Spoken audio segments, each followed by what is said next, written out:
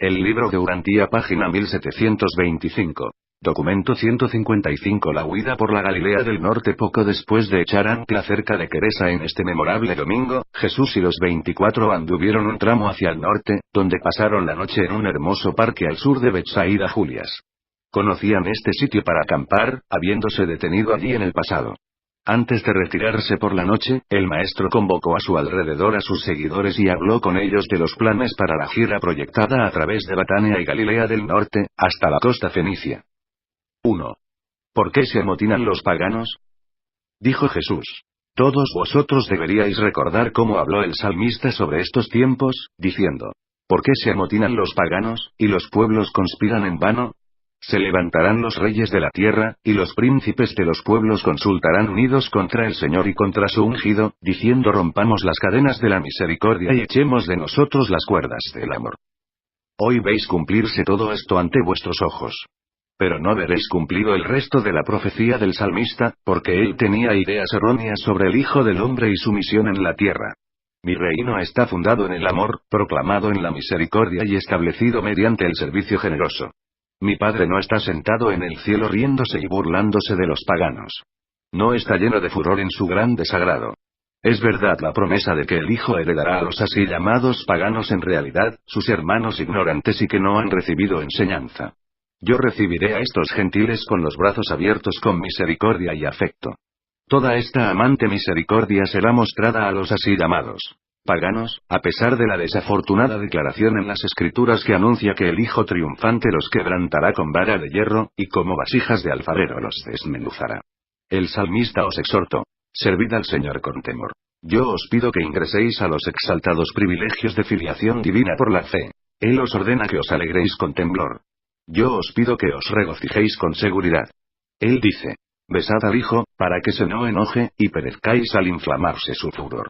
Pero vosotros habéis vivido conmigo y bien sabéis que el enfado y la ira no forman parte del establecimiento del reino del cielo en el corazón de los hombres.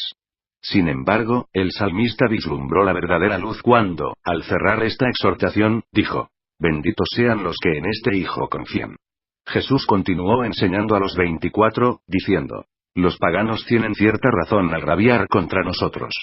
Debido a que su enfoque es limitado y estrecho, pueden concentrar sus energías con entusiasmo. Su objetivo es cercano y más o menos visible. Por eso luchan con valentía y eficacia para que se lo logren. Vosotros que habéis profesado entrar al reino del cielo, sois demasiado vacilantes e imprecisos en vuestra conducta de la enseñanza. Los paganos atacan directa, página 1726, mente por sus objetivos. Vosotros sois culpables de añoranza excesiva y crónica. Si deseáis entrar al reino, ¿por qué no lo tomáis con un asalto espiritual así como los paganos toman una ciudad sitiada? Casi no sois merecedores del reino si vuestro servicio consiste en tan gran parte en una actitud de deplorar del pasado, lamento por el presente, y vana esperanza por el futuro. ¿Por qué rabían los paganos? Porque no conocen la verdad. ¿Por qué vosotros languidecéis en fútiles añoranzas? Porque no obedecéis la verdad. Dejad vuestras añoranzas inútiles y adelantaos valientemente haciendo lo que corresponde al establecimiento del reino. En todo lo que hacéis, no os volváis dogmáticos y superespecializados. Los fariseos que buscan nuestra destrucción, de cierto piensan que están sirviendo a Dios. Tanto los ha limitado la tradición, que están enceguecidos por el prejuicio y endurecidos por el terror. Considerad a los griegos, que tienen una ciencia sin religión, mientras que los judíos, tienen una religión sin ciencia. Y cuando los hombres se desorientan de esta manera, aceptando una desintegración estrecha y confusa de la verdad, su única esperanza de salvación es coordinarse en la verdad, convertirse. Dejadme declarar enfáticamente esta verdad eterna: si vosotros, mediante la coordinación en la verdad, aprendéis a ejemplificar en vuestras vidas esta hermosa totalidad de rectitud, vuestros semejantes os seguirán entonces para ganar lo que habéis así adquirido. La medida en que atraéis a los buscadores de la verdad representa la medida de vuestra dotación de la verdad, vuestra rectitud. El esfuerzo que tengáis que hacer para llegar al pueblo con vuestro mensaje es, en cierto modo, la medida de vuestra deficiencia para vivir una vida plena o recta, la vida coordinada en la verdad. Muchas otras cosas el Maestro enseñó a sus apóstoles y los evangelistas antes de que ellos le desearan las buenas noches y apoyaran la cabeza sobre la almohada. 2. Los evangelistas en Corazín. El lunes 23 de mayo por la mañana Jesús ordenó a Pedro que fuera a Corazín con los 12 evangelistas, mientras él, con los 11, partía hacia Cesarea de Filipo por la vía del Jordán hasta la carretera de Damasco, Capernaum, de allí al noreste hasta la unión con la carretera a la ciudad de Cesarea de Filipo, en donde permanecieron y enseñaron por 2 semanas. Llegaron por la tarde del martes 24 de mayo. Pedro y los evangelistas permanecieron en Corazín durante 2 semanas, predicando el evangelio del reino a un grupo pequeño, pero sincero, de creyentes. Pero no pudieron ganar muchos conversos nuevos. Ninguna ciudad de Galilea entregó al reino tan pocas almas como Corazín. De acuerdo con las instrucciones de Pedro, los 12 evangelistas poco dijeron sobre curaciones, las cosas físicas, mientras predicaban y enseñaban con vigor aumentado, las verdades espirituales del reino celestial.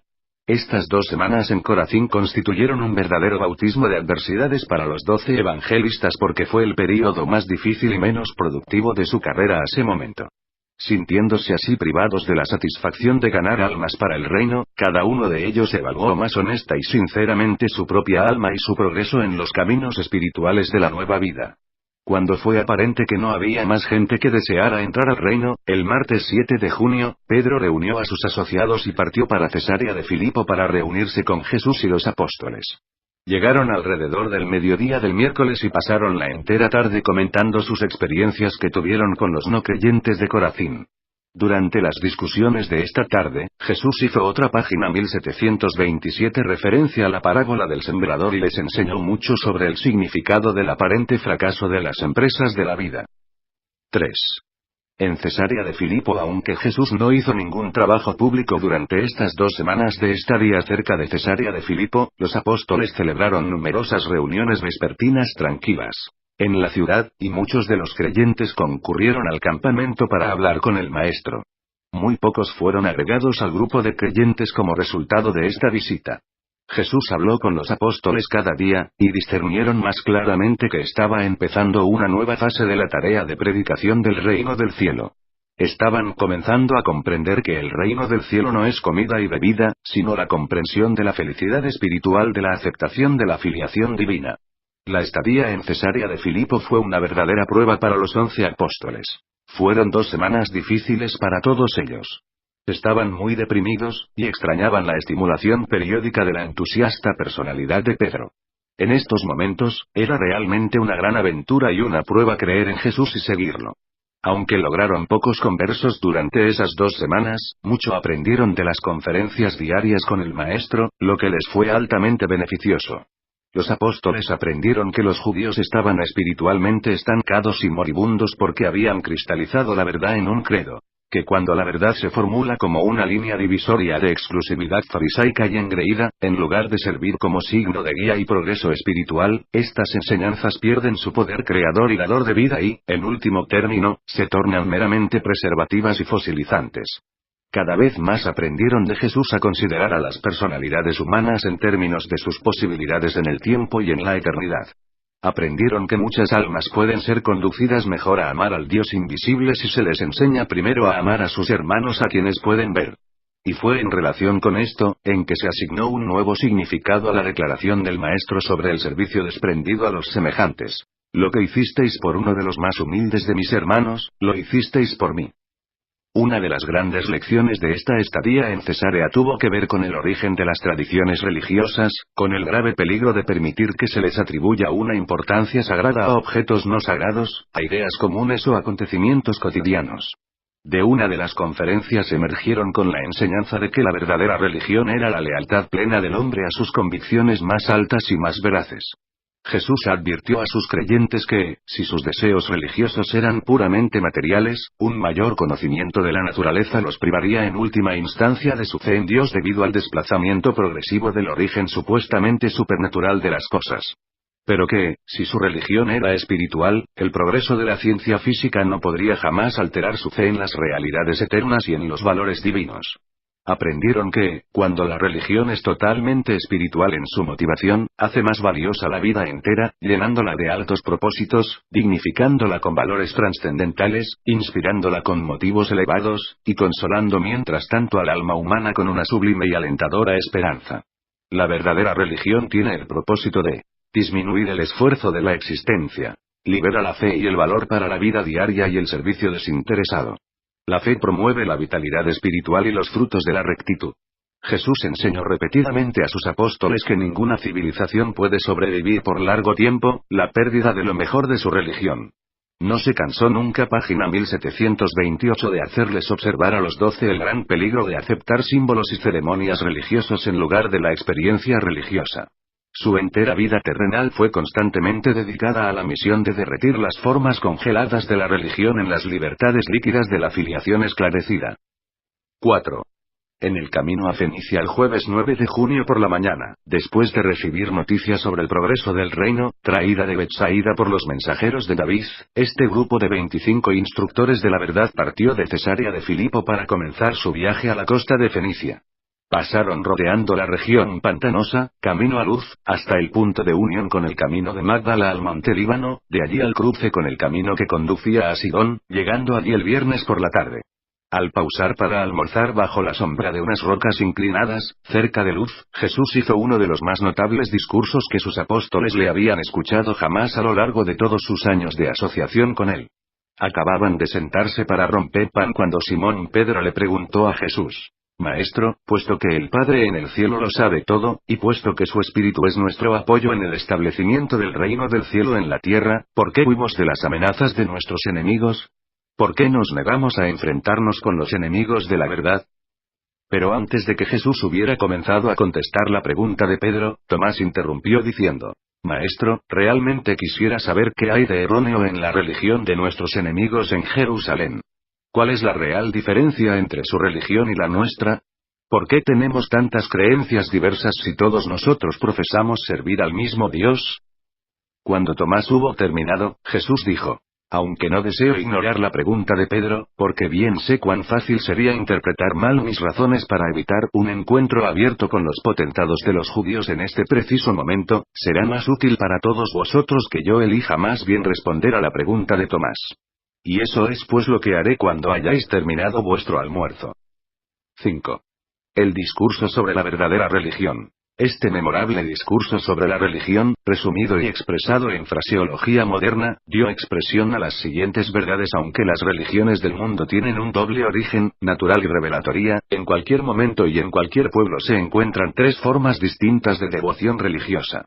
Y estas tres manifestaciones del impulso religioso son: 1. La religión primitiva. El impulso seminatural e instintivo de temer las energías misteriosas y adorar las fuerzas superiores, principalmente una religión de la naturaleza física, la religión del miedo. 2. La religión de la civilización. Los conceptos y prácticas religiosos en avance de las razas en vías de civilización, la religión de la mente, la teología intelectual de la autoridad de una tradición religiosa establecida. 3. La verdadera religión, la religión de la revelación. La revelación de los valores supernaturales, una visión parcial de las realidades eternas, una diminuta visión de la bondad y belleza del carácter infinito del Padre en el cielo, la religión del Espíritu tal como es demostrada en la experiencia humana. Página 1729. El maestro se negó a menospreciar la religión de los sentidos físicos y los temores supersticiosos del hombre natural, aunque deploró el hecho de que tanto de esta forma primitiva de adoración hubiera de persistir en las formas religiosas de las razas más inteligentes de la humanidad. Jesús aclaró que la gran diferencia entre la religión de la mente y la religión del espíritu es que, mientras la primera es sostenida por la autoridad eclesiástica, la última está completamente basada en la experiencia humana. Luego el maestro, en su hora de enseñanza, aclaró así estas verdades: hasta que las razas se vuelvan altamente inteligentes y más plenamente civilizadas, persistirán muchas de esas ceremonias infantiles y supersticiosas que son tan características de las prácticas religiosas evolucionarias de los pueblos primitivos y atrasados.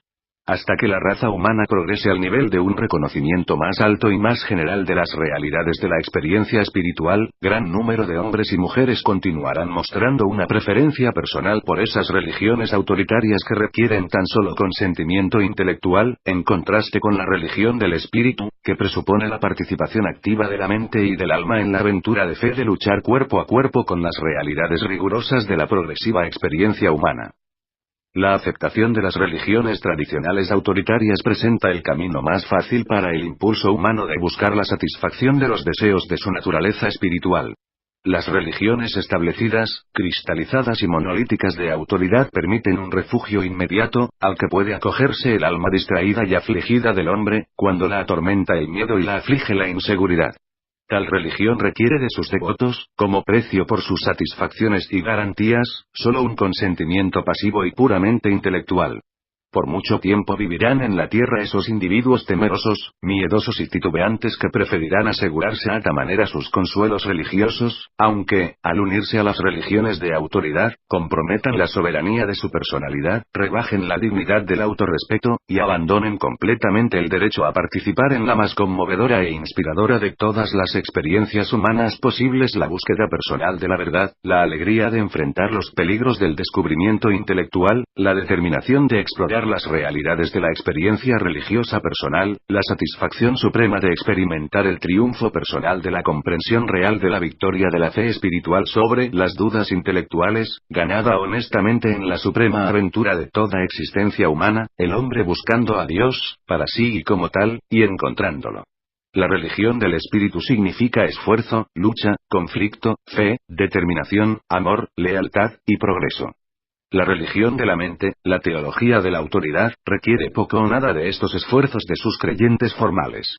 La tradición es un refugio seguro y un camino fácil para esas almas temerosas e indiferentes que instintivamente evitan las luchas espirituales y las incertidumbres mentales asociadas con esos viajes de osada aventura de la fe, a los altos mares de la verdad no explorada, en búsqueda de las orillas más lejanas de las realidades espirituales, como pueden ser descubiertas por la progresivamente humana y experimentadas por el alma humana en evolución. Jesús continuó diciendo: en Jerusalén, los líderes religiosos han formulado las varias doctrinas, de sus instructores tradicionales y de profetas de otros tiempos, dentro de un sistema establecido de creencias intelectuales, la religión de autoridad. Página 1730. Estas religiones atraen principalmente a la mente.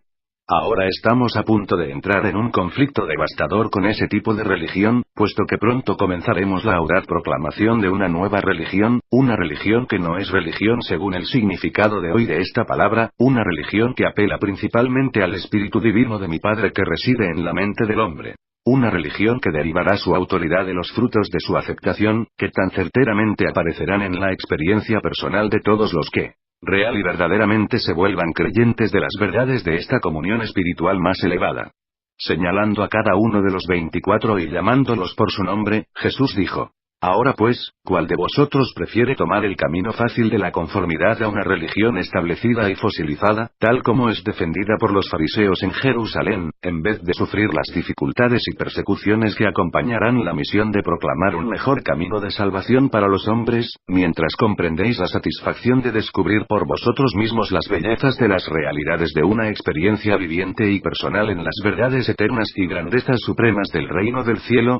¿Estáis temerosos, buscáis la comodidad, la facilidad? ¿Tenéis miedo de confiar vuestro futuro en las manos del Dios de la verdad, cuyos hijos sois vosotros? ¿Acaso no confiáis en el Padre, cuyos hijos sois vosotros? ¿Volveréis al fácil camino de la seguridad y de la quietud intelectual de la religión de autoridad tradicional, o bien os prepararéis para adelantaros conmigo en el incierto y atribulado futuro de proclamar las nuevas verdades de la religión del Espíritu, el reino del cielo en el corazón de los hombres? Todos sus 24 oyentes se pusieron de pie, para significar su respuesta unida y leal a uno de los pocos llamados emocionales que Jesús jamás les hiciera, pero él levantó la mano y los detuvo, diciendo: apartaos ahora por vuestra cuenta, cada hombre a solas con el Padre, y encontrad allí la respuesta no emotiva a mi pregunta, y habiendo encontrado esa actitud verdadera y sincera del alma, enunciad esa respuesta, libre y audazmente, a mi Padre y vuestro Padre, cuya infinita vida de amor es el espíritu mismo de la religión que proclamamos. Los evangelistas y apóstoles se apartaron por su cuenta durante un corto periodo. Su espíritu estaba elevado, su mente inspirada, y sus emociones, poderosamente sacudidas por las palabras de Jesús. Pero cuando Andrés los reunió, el maestro tan solo dijo: reanudemos pues nuestro viaje. Vamos a Fenicia para pasar una temporada, y todos vosotros debéis orar al Padre para que transforme vuestras emociones de mente y cuerpo en las más elevadas lealtades de mente y más satisfactorias experiencias del espíritu. Al reanudar su viaje por el camino, los 24 estaban callados, pero finalmente comenzaron a hablarse unos a los otros, y a las 3 de esa tarde ya no podían seguir caminando. Se detuvieron y Pedro, acercándose a Jesús, dijo: Maestro, tú nos has hablado las palabras de la vida y de la verdad. Quisiéramos oír más. Te imploramos que nos hables más sobre estos asuntos. 6. El segundo discurso sobre la religión. Así pues, mientras pausaban a la sombra de la colina, Jesús continuó enseñándoles sobre la religión del Espíritu, diciendo en substancia: habéis salido de entre aquellos de vuestros semejantes que se quedan satisfechos con una religión de la mente, ansían la seguridad y prefieren el conformismo. Habéis elegido cambiar vuestros sentimientos de seguridad autoritaria por la página 1731 seguridad del espíritu de fe progresiva y aventurosa. Habéis osado protestar contra la esclavitud abrumadora de la religión institucional y rechazar la autoridad de las tradiciones registradas que ahora se consideran la palabra de Dios. Nuestro Padre en efecto habló a través de Moisés, Elías, Isaías, Amós y Oseas.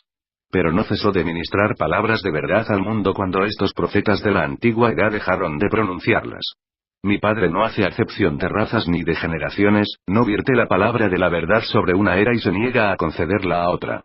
No cometáis la locura de llamar divino lo que es completamente humano, y no dejéis de discernir las palabras de la verdad que no vienen a través de los oráculos tradicionales de la supuesta inspiración.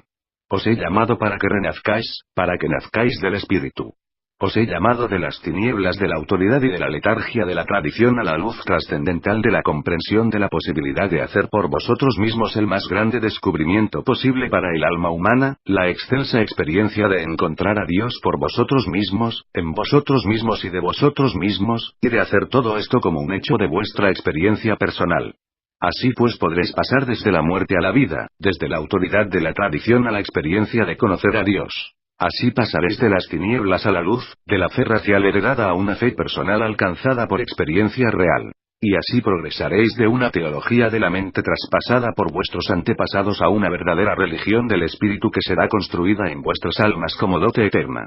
Vuestra religión cambiará de la mera creencia intelectual en la autoridad tradicional a la experiencia real de esa fe viviente que es capaz de alcanzar la realidad de Dios y todo lo que se relaciona con el Espíritu Divino del Padre. La religión de la mente os vincula sin esperanzas al pasado. La religión del espíritu consiste en la revelación progresiva y os llama constantemente a alcances más altos y santos en ideales espirituales y en realidades eternas. Aunque la religión de autoridad pueda impartir un sentimiento inmediato de seguridad establecida, pagáis por esa satisfacción pasajera el precio de la pérdida de vuestra libertad espiritual y religiosa. Mi Padre no requiere de vosotros como precio para entrar al reino del cielo que os forcéis a suscribiros a una creencia en cosas que son espiritualmente repugnantes, profanas y falsas. No se os requiere que vuestro propio sentido de la misericordia, justicia y verdad sea ofendido por la sumisión a un sistema desgastado de formas y ceremonias religiosas. La religión del Espíritu os deja por siempre libres para seguir la verdad, donde quiera os lleve la guía del Espíritu. ¿Quién puede juzgar? Tal vez este espíritu tenga algo que impartir a esta generación que otras generaciones se han negado a escuchar. Vergüenza deberían tener esos falsos instructores religiosos que arrastran almas hambrientas de vuelta al oscuro y distante pasado y allí las dejan. Así pues, estas desafortunadas personas están destinadas a asustarse de todo nuevo descubrimiento, y a desconcertarse ante toda nueva revelación de la verdad. El profeta que dijo: aquel cuyo pensamiento persevera en Dios será conservado en paz perfecta, no era un simple creyente intelectual en la teología autoritaria. Este ser humano conocedor de la verdad había descubierto a Dios. No estaba meramente hablando sobre Dios. Os advierto que abandonéis la práctica de citar constantemente a los profetas del pasado y de alabar a los héroes de Israel. Aspirad más bien a tornaros profetas vivientes del Altísimo y héroes espirituales del reino venidero. Honrar a los antiguos líderes conocedores de Dios indudablemente puede ser página 1732 algo que vale la pena, pero ¿por qué, al hacerlo, debéis sacrificar la experiencia suprema de la existencia humana, encontrar a Dios por vosotros mismos y conocerle en vuestra propia alma? Cada raza de la humanidad tiene su propio enfoque mental sobre la existencia humana. Por consiguiente, la religión de la mente siempre debe ser fiel a estos varios puntos de vista raciales. Las religiones de autoridad no pueden jamás llegar a la unificación. La unidad humana y la hermandad de los mortales pueden ser alcanzadas tan solo por la superdote de la religión del espíritu y a través de esta. Las mentes raciales pueden diferir, pero la humanidad toda está habitada por el mismo espíritu divino y eterno. La esperanza de la hermandad humana tan solo puede realizarse cuando y a medida que la ennoblecedora y unificante religión del espíritu, la religión de la experiencia personal espiritual, las impregne y las eclipse las religiones mentales de autoridad divergentes. Las religiones de autoridad tan solo pueden dividir a los hombres y ponerlos en orden de batalla consciente, los unos contra los otros. La religión del espíritu atraerá progresivamente a los hombres unos a los otros y hará que se tornen compasivamente comprensivos los unos de los otros. Las religiones de autoridad requieren de los hombres una uniformidad en la creencia, pero esto es imposible de lograr en el presente estado del mundo. La religión del espíritu requiere tan solo unidad de experiencia, uniformidad de destino, permitiendo la plena diversidad de la creencia. La religión del espíritu requiere solamente uniformidad de discernimiento, no uniformidad de punto de vista ni de opinión. La religión del espíritu no exige uniformidad de puntos de vista intelectuales, tan solo unidad de sentimientos espirituales. Las religiones de autoridad se cristalizan en credos sin vida. La religión del espíritu crece en el regocijo y libertad en aumento en las acciones ennoblecedoras de servicio amante y ministración misericordiosa. Pero cuidaos de considerar con desdén a los hijos de Abraham, porque hayan caído en estos malos tiempos de esterilidad tradicional. Nuestros antepasados se dedicaron de lleno a la búsqueda persistente y apasionada de Dios, y lo encontraron como ninguna otra raza humana lo ha conocido desde los tiempos de Adán, quien mucho sabía de todo esto puesto que él mismo era hijo de Dios. Mi padre no ha dejado de apreciar la larga e incansable lucha de Israel por encontrar a Dios y conocer a Dios desde los días de Moisés. Durante largas generaciones, los judíos no han dejado de trabajar, sudar, luchar, penar y soportar los sufrimientos y experimentar las pesadumbres de un pueblo despreciado y mal comprendido, todo ello para acercarse un poco más al descubrimiento de la verdad sobre Dios. A pesar de todos los fracasos y errores de Israel, nuestros antepasados, desde Moisés hasta los tiempos de Amós y Oseas, revelaron cada vez más para todo el mundo una imagen cada vez más clara y más verdadera del Dios eterno.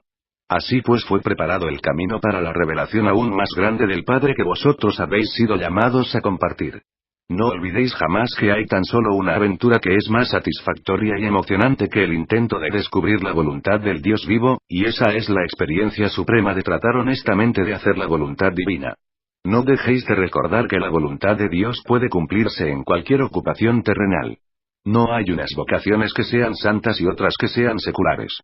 Todas las cosas son sagradas en la vida de los que son conducidos por el Espíritu. O sea, subordinados a la verdad, ennoblecidos por el amor, dominados por la misericordia, y controlados por la ecuanimidad, la justicia. El Espíritu que mi Padre y yo enviaremos al mundo es no solamente el Espíritu de la verdad, sino también el Espíritu de la belleza idealista. Debéis dejar de buscar la palabra de Dios tan solo en las páginas de los viejos libros de la autoridad teológica. Los que han nacido del Espíritu de Dios de ahora en adelante discernirán la palabra de Dios sea donde fuere que ésta parezca página 1733 originarse. La verdad divina no debe ser desechada porque el canal de su transmisión sea aparentemente humano. Muchos de vuestros hermanos aceptan la teoría de Dios con la mente pero espiritualmente no consiguen comprender la presencia de Dios. Esta es justamente la razón por la cual tan a menudo os he enseñado que el reino del cielo puede ser comprendido mejor si se adquiere la actitud espiritual de un niño sincero. No es la inmadurez mental del niño la que os recomiendo, sino más bien la simpleza espiritual de un pequeño que cree con facilidad y confía plenamente. No es tan importante que conozcáis el hecho de Dios como que crezcáis cada vez más en la habilidad de sentir la presencia de Dios.